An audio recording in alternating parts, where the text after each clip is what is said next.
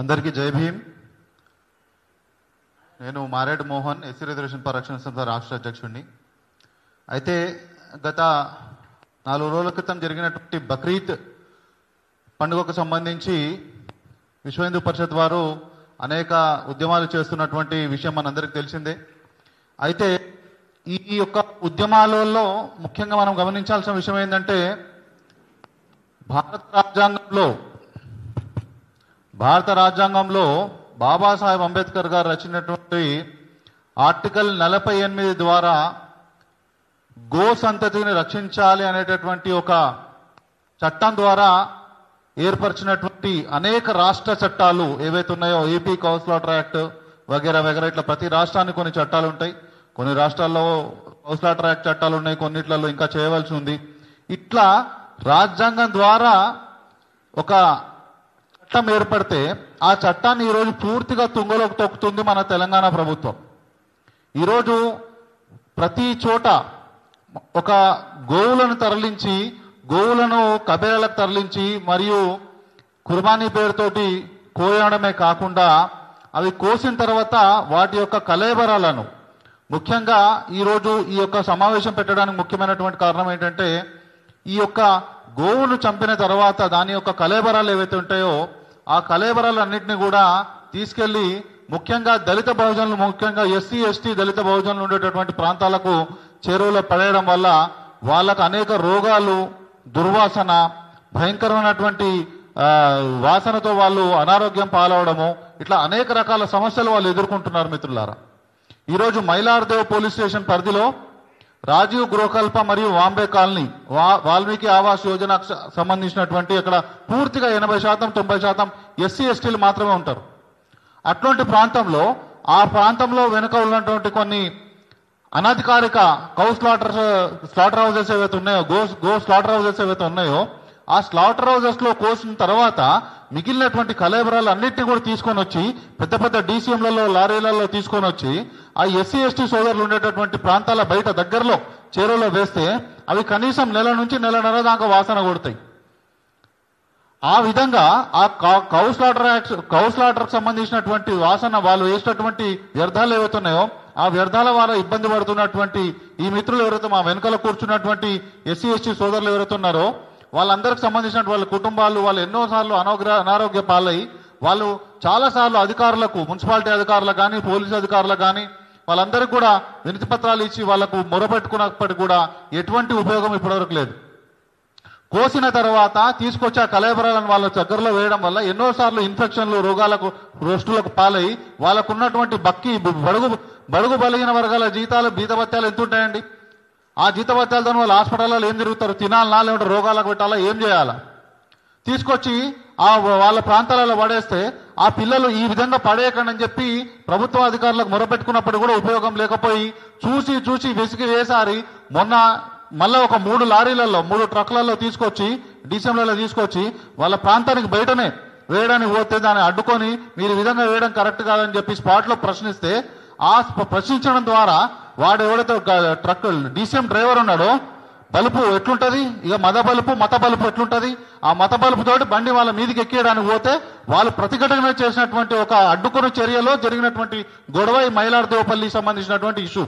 ఆ ఇష్యూను ఒక మత గొడవగా చిత్రీకరించే ప్రయత్నం చేసింది కొన్ని కుహానా పార్టీలు, కొన్ని మత ఛాందస పార్టీలు, అవేనో మనకు తెలుసు. ఆ యొక్క దానికి సంబంధించి ఇది పూర్తిగా దళితులు ఎదుర్కొంటున్నటువంటి సమస్య. జై భీమ్ అనేటటువంటి చెత్తనా కొడుకులకు తెలియదు. ఈ రాష్ట్రంలో ఎక్కువ శాతము ఈరోజు హైదరాబాద్ పరిసర ప్రాంతాలలో ఇక్కడ ఇబ్బంది పడుతుంది ఈ ఎంఐఎం గూండాల వల్లనే మా దళిత సోదరులందరూ కూడా. ఎన్నో ఇష్యూస్ అనే చెప్పుకుంటూ పోతే ఆడపిల్లల్ని ట్రాప్ చేయడం కానీ, వాళ్ళపైన దాడులు చేయడం కానీ, కొంతమంది చంపడం కానీ, వాళ్ళ అమ్మాయిలను పెళ్లి చేసుకున్నందుకు నడి రోడ్డు మీద నెత్తిపల్ల కొట్టి చంపడాలు కానీ, ఈ విధంగా వాళ్ళ దళితుల మా సంబంధించినటువంటి మా దళిత ప్రాంతాలలో బయట ఈ విధంగా కళేబరాలు పడేసి ప్రశ్నించినందుకు వాళ్ళపైన దాడులు చేసి బండ్లెక్కనికి పోతే వాళ్ళు ప్రతిఘటించరండి. బరాబర్ ప్రతిఘటిస్తాం. మా ఎస్సీ ఎస్టీ బీసీల జోలికి వస్తే ముఖ్యంగా మా దళితుల దెబ్బెట్లుంటో చూపిస్తాం. అది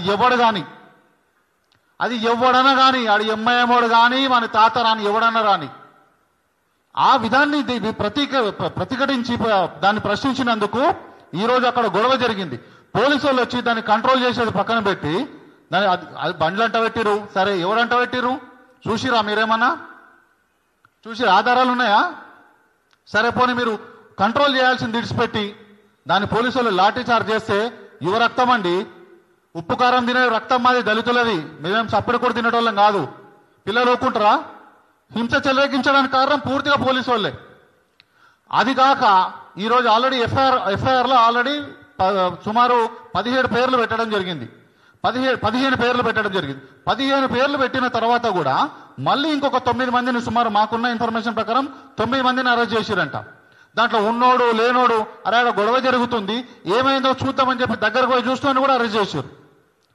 అరే ఏమైనా సమస్య ఉందేమో, ఏమైనా ఇబ్బంది అవుతుందో కనీసం చూడడానికి ఎవరు ఆ మనిషి అన్నప్పుడు స్పందించడా? వాళ్ళ మీద కూడా అరెస్ట్ చేశారు.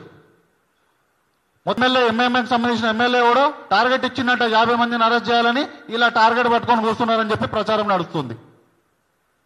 రేపు చూసుకుంటూ ఊకుంటాం అనుకుంటురా? దళిత సంఘాలందరూ కూడా హిందూ సంఘాలని చూసుకుంటూ ఊకుంటారు అనుకుంటురా? బరాబర్ జవాబిస్తాం.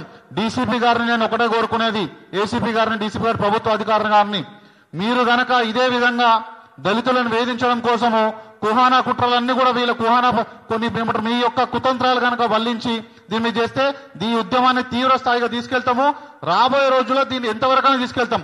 ఎందుకంటే ఈ రాష్ట్రంలో అసలు నాకు తెలియక అడుగుతా, ఈ రాష్ట్రాన్ని రాజ్యాంగం నడిపిస్తుందా లేకపోతే ఎంఐఎం పార్టీ కనుసనాలు నడిపిస్తున్నాయా? అరే వాళ్ళు అరెస్ట్ చేయాల్సింది, మీరు చట్టపరంగా తప్పు చేసిన శిక్షించండి, కానీ తప్పు చేయని వాళ్ళని అరెస్ట్ చేయడమే కాకుండా వాళ్ళ ఇంట్లో తల్లిదండ్రులు తీసుకొని కొడతారా? కొట్టే హక్కు ఎవడిచ్చిండు మీకు? కొట్టే హక్కు ఎవడిచ్చిండు? నేను ఒక హైకోర్టు అడ్వకేట్, నాకు తెలుసు అన్ని చట్టాలు. వాళ్ళ మా వాళ్ళు చదువుకోని వాళ్ళని పట్టుకొని మీరు ఈ విధంగా హింసలు పెడతారా?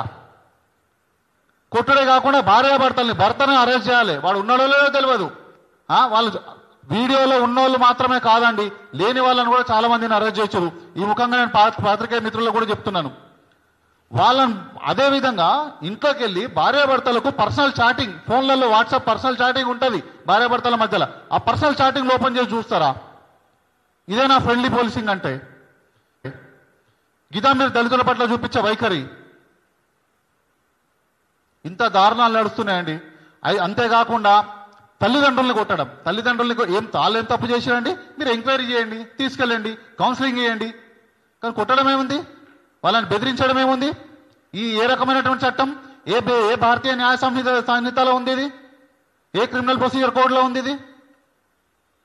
ఈరోజు ఈ యొక్క వాంబే కాలనీ మరియు రాజీవ్ గృహకల్పకు సంబంధించినటువంటి మైలార్దేవపల్లి పోలీస్ స్టేషన్లో జరిగినటువంటి సంఘటన అనేది పూర్తిగా ఆ యొక్క సంఘటన ఈ రోజు మొన్న బక్రీద్ తర్వాత జరిగిన సంఘటనకు కారణం గత ఎన్నో ఏళ్లుగా అక్కడ ఉన్నటువంటి స్థానిక దళిత వర్గాలు, ఎస్సీ ఎస్టీ వర్గాలు అనుభవిస్తున్నటువంటి ఈ యొక్క ఇబ్బంది వాళ్ళ కారణం చేతనే వచ్చినటువంటి ప్రేరేపించినటువంటి సంఘటన తప్ప దానికి ఏ రకమైనటువంటి ఉద్దేశపూర్వకంగా జరిగిన సంఘటన కాదు. దీన్ని ఈ రోజు ఆసరగా చేసుకొని ఈరోజు పోలీసు వారు మమ్మల్ని, మా వర్గాలను పూర్తిగా హింసిస్తున్నారు. ఇది గనక ఆపకపోతే, ఇంకా మీరు అరెస్టులు ఆపకపోతే గనక ఖచ్చితంగా 50 రోజుల్లో ఈ ఉద్యమాన్ని తీవ్రతరం చేస్తామని చెప్పి హెచ్చరిస్తున్నాం. జై భీమ్.